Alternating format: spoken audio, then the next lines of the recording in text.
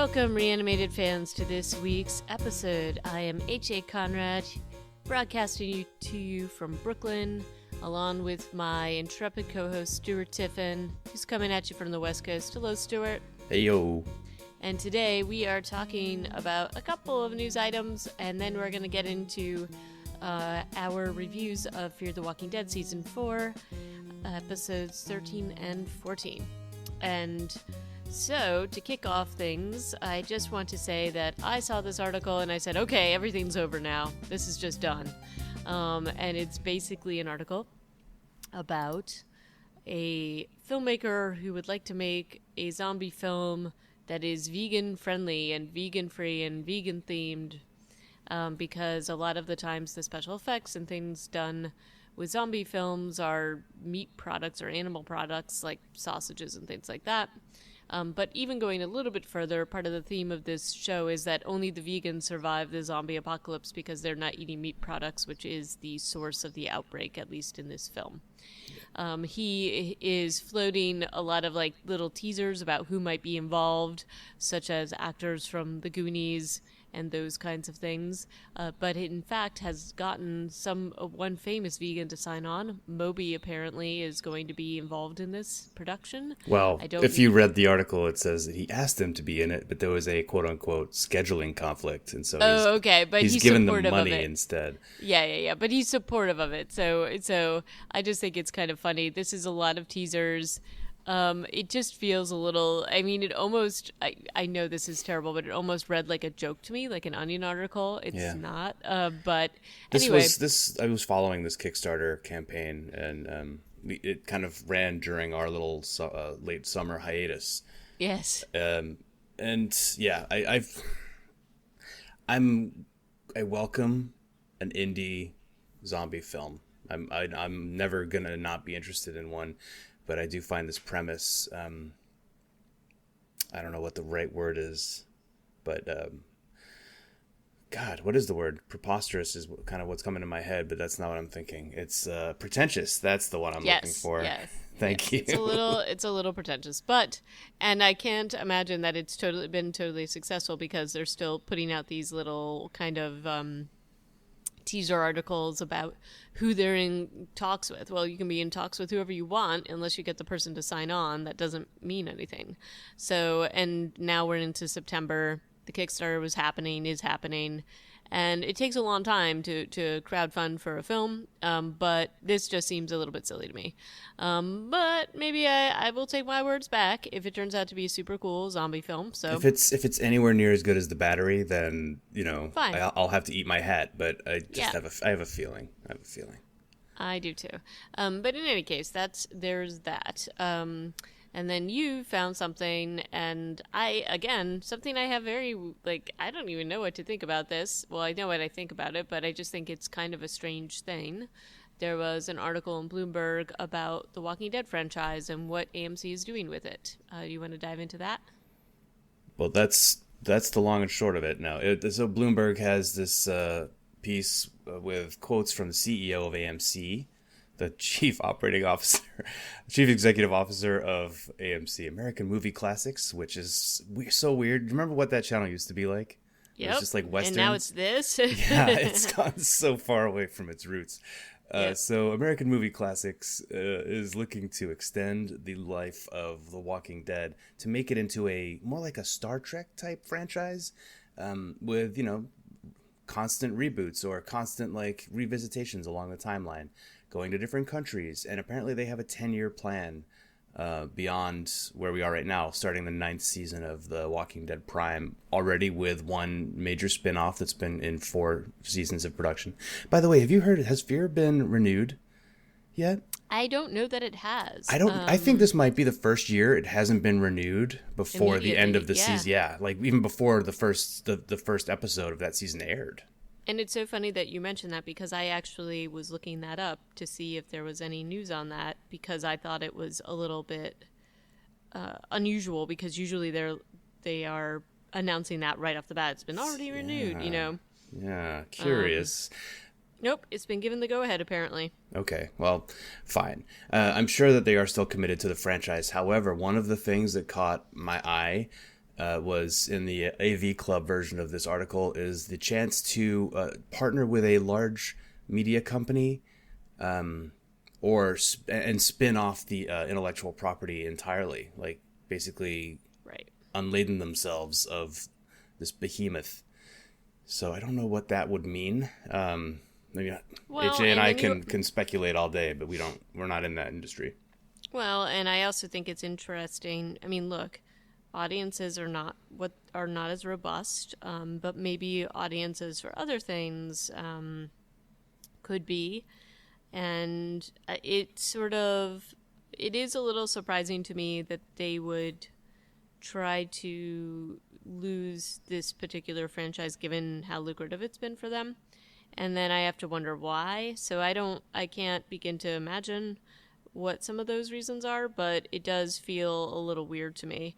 And it does worry me a little bit because it's like, usually when you see something like this, it's never a good sign for the franchise, and it doesn't usually go into good places. But Yeah, maybe it will. Who knows? So I found the exact paragraph that I was thinking of here. It's where this comes from is that The Walking Dead Prime is exclusive to Netflix right now. As far as syndication goes, and Hulu has Fear the Walking Dead. They're not both on the same platform, Right. And so basically, those are the two platforms and original content producers.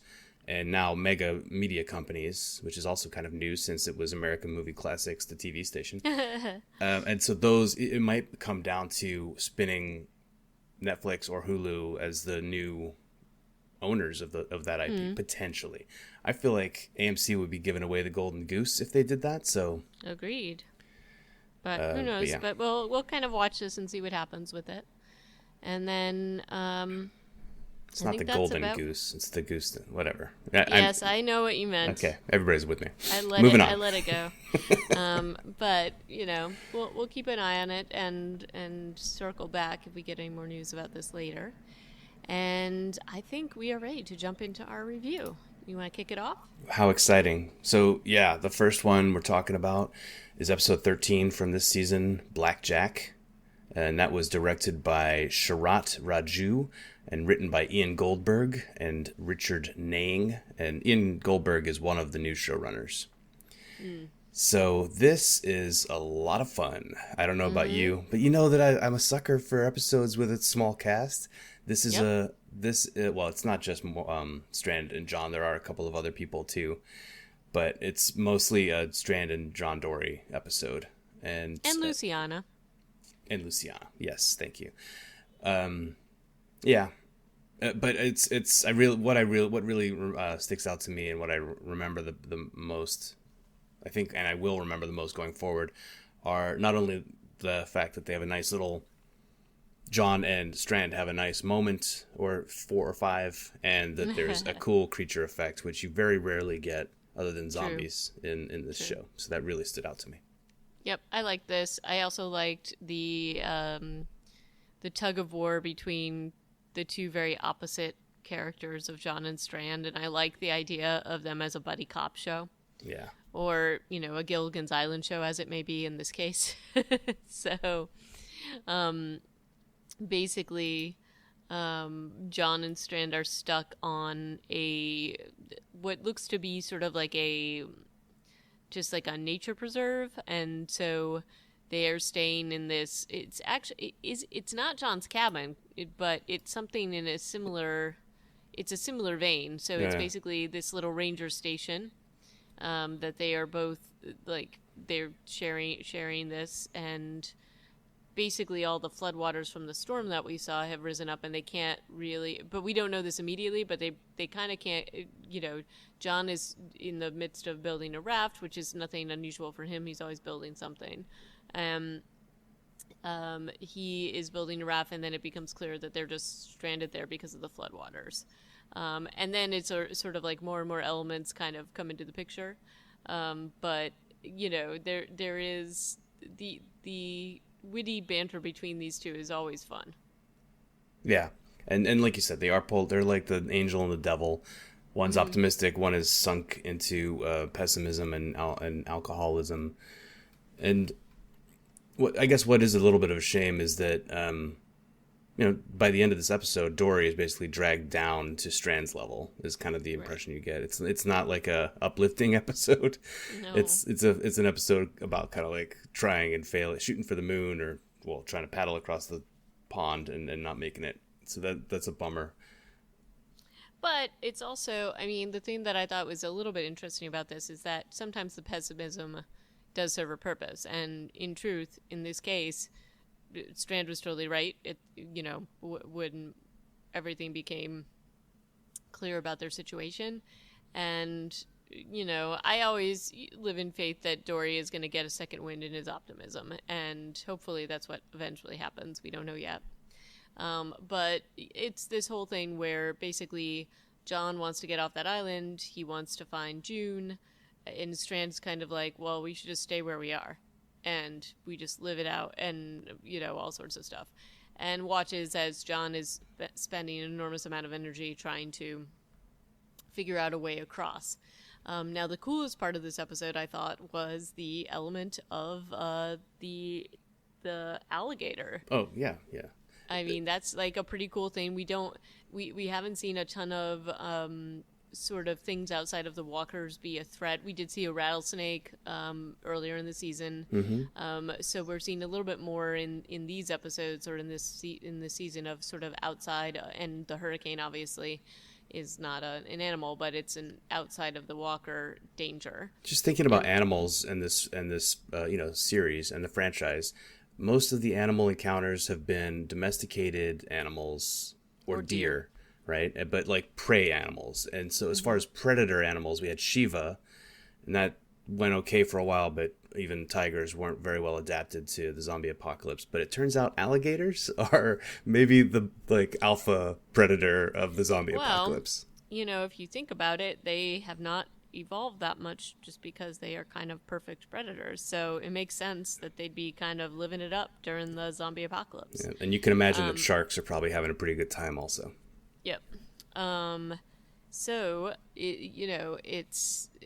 so there is this whole great effect where you kind of see the walkers just coming into the I don't know what it is, a lake, it's a flooded, I think it's probably plain. Like a flooded creek. It's just like and they kind of wander in, and then you see them just getting taken out by this alligator in a pretty cool way, like just getting like ripped apart, and then they like sort of parts of them land on the little island, and if they're mobile enough they can get in, but they have like parts missing and stuff, so that's kind of cool. And the way they treat this from a filmmaking perspective is they totally take a page out of Jaws. Oh, definitely. You don't can't show see it. Yeah, other than one maybe it's CGI, I'm pretty sure, where they show the outline of the alligator from a drone shot above the boat. And it's a big one, but it's not like, it's not like Jaws in that it's huge. It's just like a 15-foot alligator, which is big, but again, it's been eating it's had like a buffet line of zombies walking into the water constantly. So I really appreciated that. They did not show the monster. They just showed like ripples. They did show like a snout, which was a practical effect, but they kept it really low key. Yep, and I like that. So that's cool. And and the Gilligan's Island aspect of this is that John, tries his raft. That is definitely unsuccessful and falls apart very quickly. Yeah. And Strand's kind of like, I told you so, Gilligan.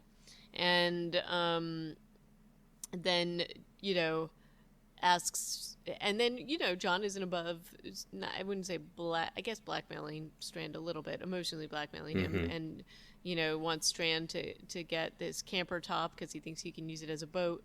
And, there's just all this physical kind of, I don't want to say physical comedy, but it is sort of like this thing where Strand sees a bottle of wine in the... Oh, it's whiskey. That's scotch. Scotch. In the cab of the truck, and, almost gets taken out because the whole thing rolls down the hill. It's a really great effect and moment, and dark but funny as well. On a personal note, I am a big fan of Lagavulin 16-year-old. I think it's one of the better. It's like a $60 to $80 bottle of scotch. It's a good bottle of scotch, but I still wouldn't get into the cab of it. It was not that he was getting in, but he was reaching into the zombie's arm reach. wouldn't have done that. I think you could probably have, neutralized the walker before doing that. But Strand is he's got a little bit of a death wish, so. Yeah. Either way, he ends up with the bottle, so kudos. Yep. And not bitten. So, and then at the end of their little sojourn, basically John has given up. I mean, they come up with this elaborate plan to to get the walkers to basically distract the alligator, but it all ends what a up... twist, right? Using zombies to distract. I mean, they've done that with people, right? But this was, I just really thought this was fun, good writing. I liked everything about it. Yeah. It's just, and honestly, I like that they failed. It's a bit of a downer because you need people like John Dory on this cast, especially to offset the Strands, and so it's really interesting to have them together and have Strand kind of rubbing off on John Dory, and the sad eating of the candy at the end is, of course, like the capitulation. Yeah, that he may not see June again, and because he was going to give her the little piece of blackjack that he got. And then in the other side of this, which is also both dark but also positive, we've got Luciana, who ran into Clayton, who has been basically pinioned by this telephone pole, I think, in the storm. And he basically says he's clearly going to die, and all he wants is a beer.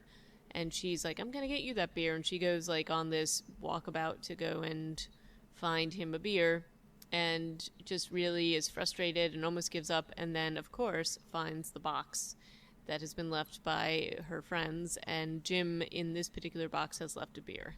And so, and she's even made it cold for Clayton, which is like, kind of his last wish. And of course, the big reveal is that he is Polar Bear, who we've heard about from everybody. And he even mentions the dirty woman as, who she, like, that she's been after him. And, kind of indicates that at least, Luciana can help him in this sense.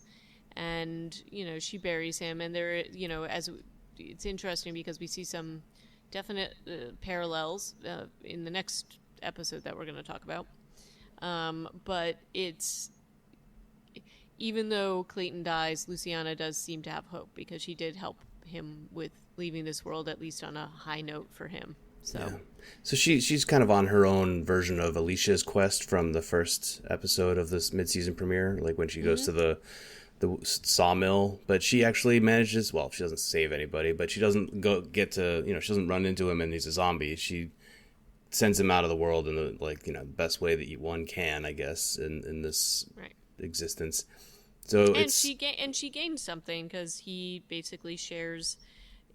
We already know that there were a couple journals that Morgan and his group have found, but he actually shares everything with her, which basically is all the information about where supplies and everything is, and his roots, and all the things that he's been doing with his helping brotherhood of help.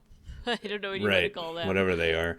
Our benevolent group of truckers. So of the morose trio of original cast members of this show, she is now back kind of on the path. She's not really original. She was introduced in season 2, but she's, of the core cast, I guess. She's back up and running. Alicia's back up and running in terms of like not being nihilistic and crazy anymore. It's just Strand is continuing is still down in the dumps, but I assume that either he will die or come back on board. The other point that I think is important here is that Clayton, Wendell and Sarah, or Wendell describes him. They're like, we left him by the side of the road. Do you think he could take care of himself? Was the question. He's like, yeah, we wouldn't have left him there if he couldn't take care of himself. And I'm looking at this guy and I'm like, no, I don't think he could take care of himself. Nope. I mean, he'd managed to find a car, but then, and I will save the rest of my Polar Bear Army concerns for the next episode that we're going to talk about. Needless to say, though, I think Wendell and Sarah did a real disservice. I mean, we already know, like, it honestly, it throws their existence on this show and where they are on, like, the alignment spectrum into doubt for me as far as them being like heroes. I know that's a stupid term to even bring up in Fear the Walking Dead universe. There are very few people who are altruistic. Everybody's trying to just survive. But they stole that guy's ride, his supplies, and left him on the side of the road. And he's, I can't judge age, but old. Yep. And not in the best shape. No. So, yeah.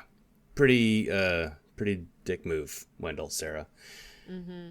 And then the other part of this episode is that the filthy woman does talk to Morgan on the radio and reveals that she kind of has been listening along a lot, knows him. And by at the end of this episode, they're driving down the road, and she pulls up next to them in the MRAP and uses Althea's stupid guns, and then it like fades. It cuts to black. It's like the final episode of Sopranos. But we also have to mention that Alicia has also reconnected with the group too. So Luciana and Alicia, both via walkie-talkie, have reconnected. Yeah. But yeah, the Alicia and Charlie have not yet physically reunited. Right. Whereas Luciana has. Correct. Yeah. So there's like some weird timeline stuff going on, maybe, but or they're like way spread out still somehow. It seems like everybody's going to get back together except for John and Strand, but and then. Yeah, episode cuts to black. There's just a big shootout. Is everybody dead? The answer is no. Because MM54, which I assume stands for mile marker 54, is episode 14 of this season. Directed by Lou Diamond Phillips and written by Anna Fishko and Shintaro Shimasawa, who have both written... There must be just like regular writers for the show because they've both written other episodes this season. And this is a good one. Yeah, it's a pretty good one. And we get to see the origin story of the dirty woman, though I still find it to be kind of weird and don't really believe it. But yeah, okay. So... but basically we get to see that the dirty woman's name is actually Martha. So basically her backstory is that during the sort of everybody fleeing the zombie apocalypse, she and her husband get into an accident along this mile marker. And this is like the weird thing. No matter what happens here, nobody was going to help him live. And people just keep driving by, and I get that. And I get that it had to be pretty, I mean, it's going to be traumatic, no question. And basically they use this instance because her husband basically expires and comes back as a walker. She has to kill him and bury him, and goes mad in the process of burying him about why God didn't take her instead of him because he was good. And this is all the sort of beginning. And we see her first kill of one of the benevolent truckers here because, of course, since it's mile marker 54, this is where they were leaving a box, and she decides to take out this one person and then kind of continues it and basically uses each benevolent trucker, makes each of them a walker, and then kills the next person. Daisy chains that. Well, can we go back a sec? Yeah. To first of all, it's a one car accident. Right. You know what that usually means is that the driver was either falling asleep or drunk. Yep. Or just completely inept. But she manages to basically she kills her husband. By driving into a guardrail that then impales him. And I'm sorry, there's no way. Did you already say that there's no way he was going to survive even if somebody had pulled over? Yeah. There's just no possibility. That dude is done. He's done. And again, would have been done a lot more quickly than they show in this. I think. Anyway. Yeah. So she manages to then murder that poor trucker woman. Did you say her name was Sandy or something, or Stevie? I didn't say her name. I think it was Stevie, though. And the polar bear army people, she kills what, 5 or 6 of them. Yeah, I just feel like they got to be a little bit. I like. There's no way they don't know what's happening, or that somebody doesn't figure out. Like, yeah, it's dangerous out there with the walkers, but I don't know. Wouldn't you figure out something? I don't know. It just feels a little bit too silly with her going on this crazy rampage. We're in year 2 of the zombie apocalypse. these people have all survived, right? It's at least year 2, in the midst of year 2, or like 2 going into 3. These Right. people have survived in the end of the world, and now none of them carry weapons, and all of them have zero situational awareness. And also, and this is what's BS about this episode and about what they've done with this filthy woman as an enemy, she can sneak up on people with zombies, which is Silently, like, the world totally is silently. Come the on. world is supposed to have some rules. Like, that is part of what lets us buy in to what the show is about, right? It's part of the universe, and that is that zombies are always making noise, and they're moaning, and they never shut up. That's Right. one of the things that is a fact and- about the zombie apocalypse. And then and the other also- thing is that people Right. like these truckers, like the Vultures guy said, Mel, he's like, people like you are supposed to be extinct. And that was like 9 months ago in his chronology. This show, again, like, is trying to make us think that people who do good cannot live in this world. That's because the people that they present to us who are doing good are completely inept, and they don't follow the rules of the world that we've been shown. Like, to me, that it's a broken narrative in that point. Oh, yeah, because they wouldn't be here. There's just no way they would be here. If this is something that can take them out, forget it. So, yeah, I was really annoyed by that whole thing, and it just, whatever. And then we've also, so they kind of segue from this whole origin story where she's apparently a one-woman benevolent trucker killing army. One woman and one walker, I suppose. And they then flashed forward into the present day where we see sort of the aftermath of her attack with the SWAT truck, and she basically runs out of ammo really quickly, yet doesn't manage to damage any of them too much. Wendell takes a shot and manages to injure her, and they try to speak reason with her. And then basically the whole big truck explodes, and of course you've got the Jim being upset because all of his brewing supplies are done. And then Morgan is like, well, we got to get going because there's a herd of walkers forming, and they've got no wheelchair for Wendell, and that got shot up. start on their merry way. And I just So the gun strafe does blow up the truck. It like, that's the worst. That's what happens. I mean, yeah, nobody gets shot, and that's kind of incredible. Although Sarah does hurt her arm. I don't know how that happened exactly. Like, she hit the brakes and hurt herself because she wasn't wearing a seatbelt, maybe. Yeah. But yeah, the fact that they're now on foot and being pursued by an ever-growing herd, I thought that actually was a really cool element of this episode and this story. And then, the whole narrative where they're going to go to a hospital of all places. All right, well, so what is usually the place that is ground zero with all this stuff where people were going to initially in this apocalypse? I just don't buy that they would go to a hospital, or if they did, they're not going to go inside. There has to be better places for them to go to hide from this herd. Like, don't you just have to get out of their sight line and they'll, like... Right, and also, like, look, it's a herd, so usually the common thing to do is to basically go hole up somewhere and then they'll just whatever. Or, I mean, you can take some out or take a good swath of them out. You've got X number of people, and yes, you do have people that are a little bit at a disadvantage, and I get going to a hospital to maybe find some wheels for Wendell and make him more mobile, but I just don't buy that they would get in there and get themselves into the situation that they do, which is basically exactly what you would expect, which is they keep going further and further up. There are more and more walkers because these are where everybody was quarantined, where people went when they were probably initially infected, and you've got Morgan feeling all guilty. Jim's always the guy telling Morgan that, Jim tried to leave them at some point and is a little bit of the strand of this group. And, in the end, you've got, like, them all stuck on a roof. And I don't know.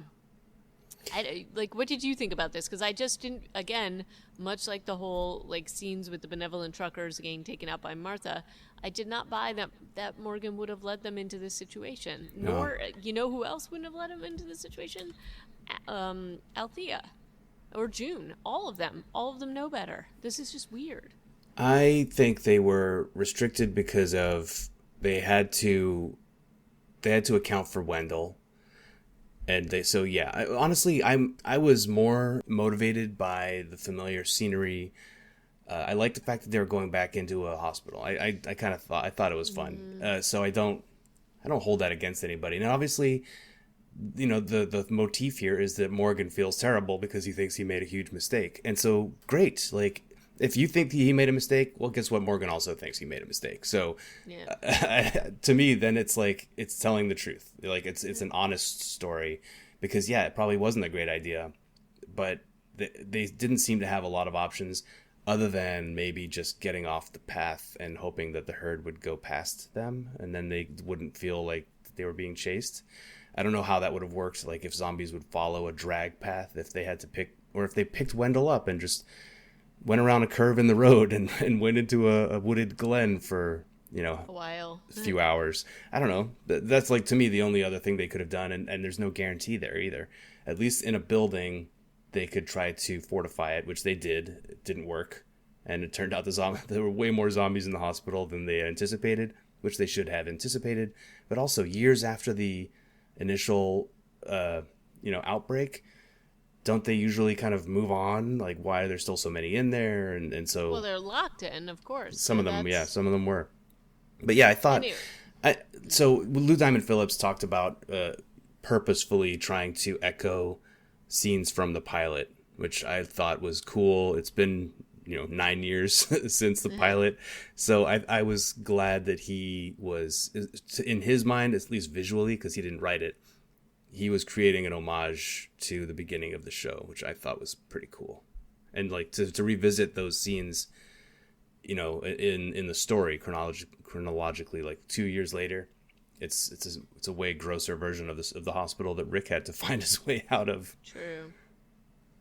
Well, that's all good. And then the other piece where I guess I'm kind of sad that he's gone so quickly, but then we've got the whole issue with Jim, where he gets attacked and he's never killed a walker before, and then he gets his first kill.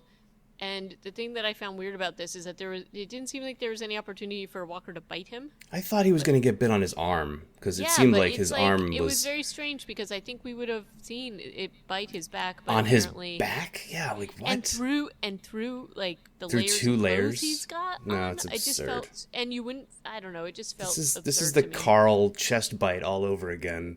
Yeah. Like how did they bite these surfaces that just are like the least likely places to get bitten? If you're going to get a defensive wound, it's going to be on your arms and hands. Right. And just make that real, because that's kind of whatever. But I guess the big reveal is that he thought it was glass, and it wasn't, and now he's all going to die, and he's very sad. What if it was glass, but just in the shape of a mouth? That would suck for him.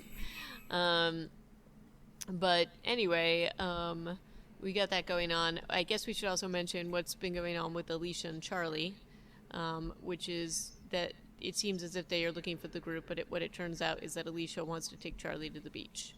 And basically saying, it doesn't really matter what we do, but this is one thing that I can do for you to make you happy. We don't know how much time we have.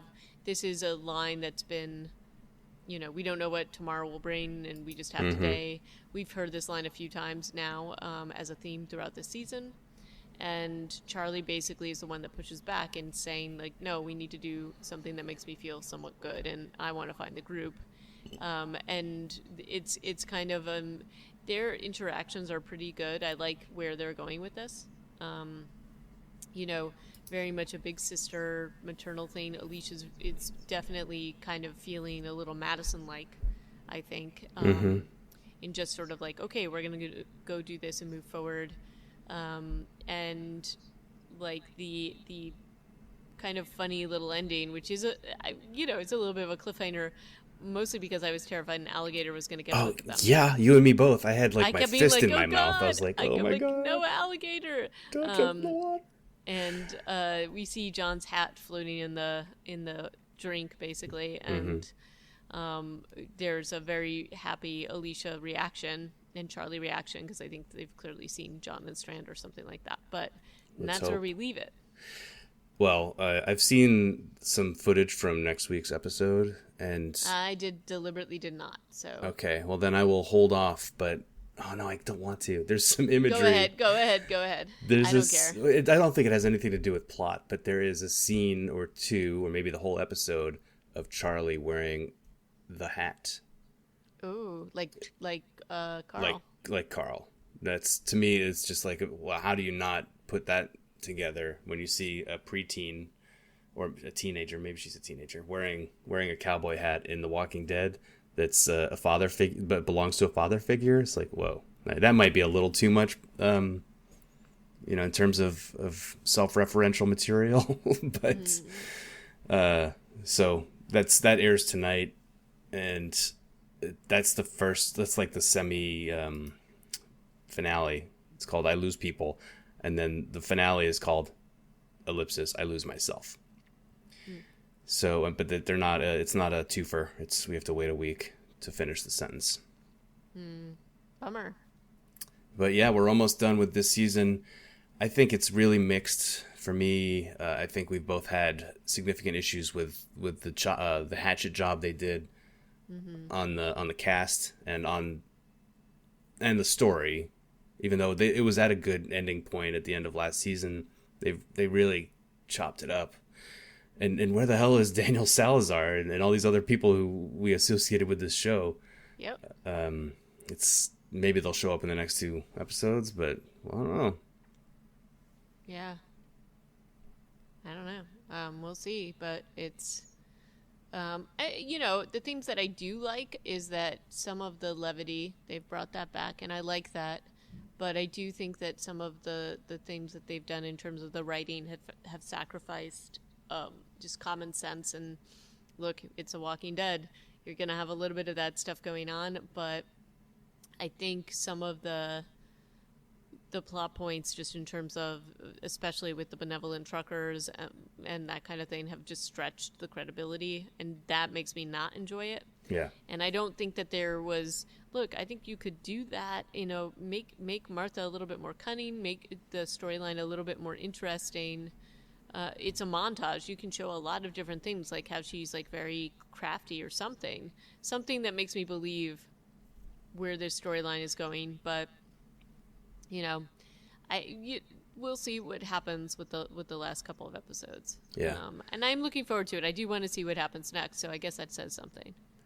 Martha, to me, before we even know what her eventual fate is, just feels like a throwaway villain who is because of the fact that she's just a crazy lone wolf, that she's actually not going to have much of an impact on the story. She might manage to kill a character before the end of the season, or maybe a couple, but it's still just like it's not resonating for me. And you know what? I was sick and tired of the Saviors because we had seasons of them and they seemed like so overwhelming. That she is like the direct opposite of that. Well, and then there's the weird thing, that's the weird synergies they keep trying to draw between her and Morgan, which I also don't buy. But, and her obsession with Morgan, it just seems a little silly. And that, like, Morgan was the filthy woman of his neck of the woods before he found the Eastman.